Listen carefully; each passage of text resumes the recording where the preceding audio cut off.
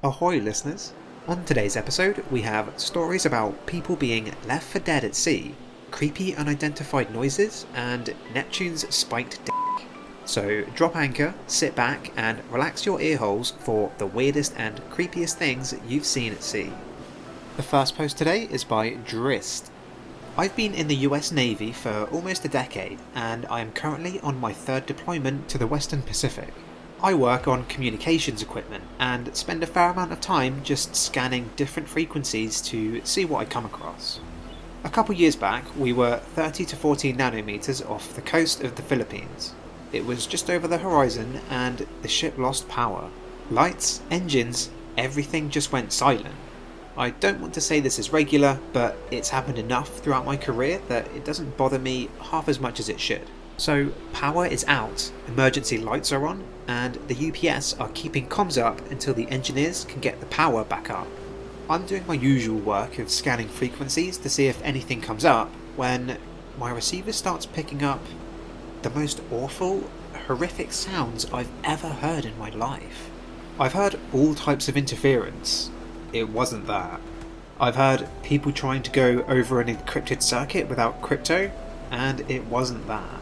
It raised the hair on my neck and arms and made me feel very, very small. It felt like I was sitting there for hours while these sounds crawled under my skin, like I was travelling through the warp without a Geller field, which is a Warhammer reference. After about 5 minutes, it suddenly stopped and the power came back on. I'll never forget the sounds I heard. The sounds were primal, not human, like something very large was expressing itself, but I couldn't comprehend it. I wasn't really afraid of it. I suppose in the same way a single-celled organism wouldn't really be afraid of a human. I can't really explain it because I never heard anything that came close to sounding like it. Maybe someone was transmitting weird sounds to f*** with anyone who might have been listening, and maybe it was made creepier by the timing of losing and gaining power. I'm not sure, and I'm sorry I can't explain it better. Honestly, it sounds like something from Signs. Regardless, I'm sure whether it was explainable or not, it was creepy as hell. It's fear of the unknown. If you can't explain it or justify it in your own mind, then your natural reaction is fear. Though, the fact it started when your ship lost power and stopped when it gained power would make me think that it's somehow related to a sound being emitted from something on your boat that's reacting weirdly to the power surge. But I don't know the first thing about boats. It's more likely to be Cthulhu than me be right.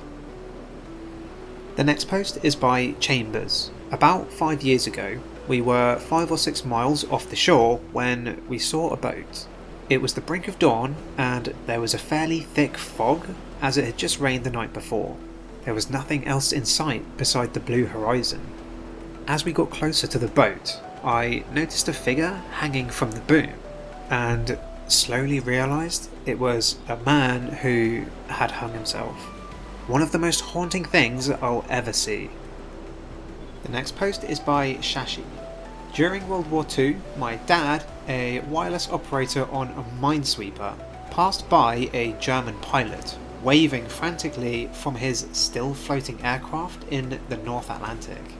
They were under strict orders not to stop because of the danger of submarines. So they left the poor guy to certain death. My dad died a couple years ago, but this incident haunted him throughout his life. He wept about it even in his last few hours. Eagle Rock comments with a similar story. One of my uncles was on a sub in the South Pacific during World War II. After they'd sink a ship, they'd surface.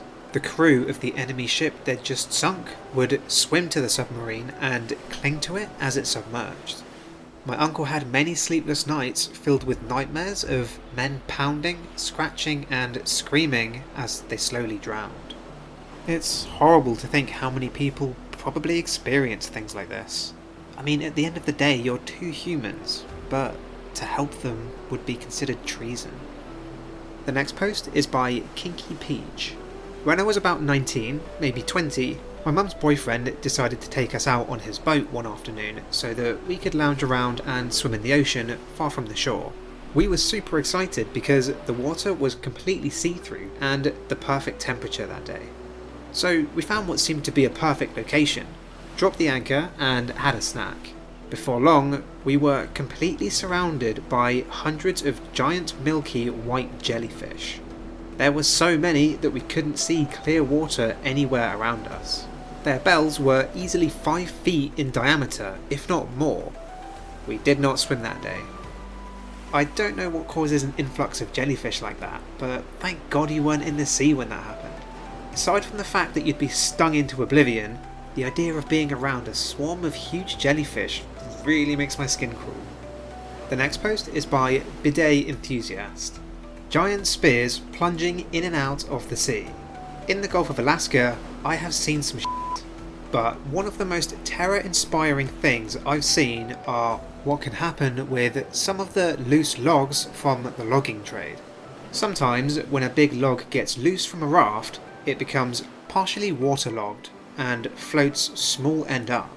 So you have this 4-foot diameter telephone pole in the sea, sticking up 40 feet into the air. No biggie, shows up on radar, easy to spot. Now, give that pole 20 years or so of floating around. It rots in such a way that it becomes filed to a point by wind and waves and looks quite menacing. Now, put that in a gale with waves between 25 to 50 feet, and it becomes a towering spike of death that shoots up from the sea every 15 to 20 minutes, out of nowhere 60 feet into the air, only to plunge down into the dark depths, waiting to skewer some unsuspecting boat in a few minutes when it thrusts out of the ocean again. It is a genuine terrifying sight. Rare, but not so rare that I haven't seen 2 in one season. It's like the spiked dick of Neptune, looking for an opportunity to f*** your shit up in a particularly terrifying way. The idea of it seems so benign, just a log in the water, but described this way does sound absolutely terrifying. Like there isn't enough to worry about in a storm. Now there's a giant artillery that could unsuspectingly obliterate you in a second from either above or below. I believe they're called Deadheads if you wanted to look into it. The next post is by Locked Pages. My family owns a boat and I frequently go out on fishing trips in the sea with my dad. It's usually more us talking about life with him doing most of the fishing. Well, on one trip, we were about, I think, 10 miles from the beach. My dad was telling me about a bar fight he got into, and I was just silently listening when a weird whistling, howling sound sort of surrounded us. I can't really describe it. It was like a cross between a groan and the sound of someone blowing air over an open bottle. My dad looked pretty calm, but I could tell he was freaked out too. It went on for about another minute, slowly becoming stronger, until it just abruptly ended with a screech from somewhere in the water. We never talk about it, and I still wonder what was making that sound. People in the comments are obviously suggesting a lot of absurd things like a siren or a mermaid, but someone mentioned that it could be a walrus whistling, and after hearing it, I think they could be right based on OP's description. Here's that sound quickly, and just a warning if you're wearing headphones, it's quite high pitched.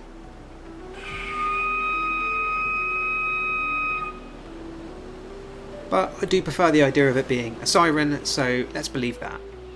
The next post is by Sleepy Falcon.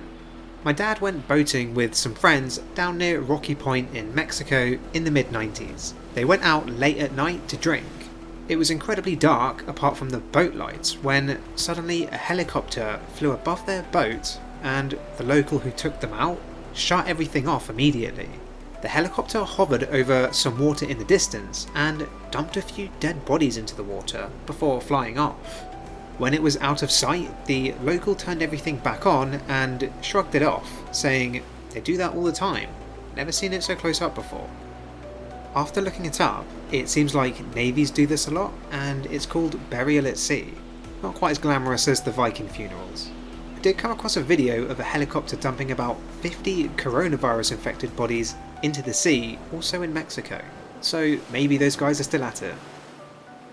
And the final post today is by a deleted user. I was on a fishing charter boat on Lake Erie. It was around 5 AM in the morning, and the water was scary calm and glass-like. And it was so foggy you could not see more than 30 feet, if that.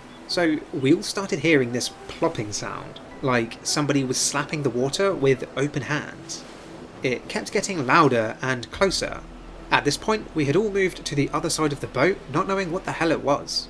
Even the boat captain was standing there in total silence as we all just stood there and listened to this plopping sound getting closer and closer.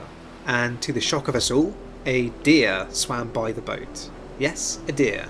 It looked to be a very large buck with at least 10 points on his rack.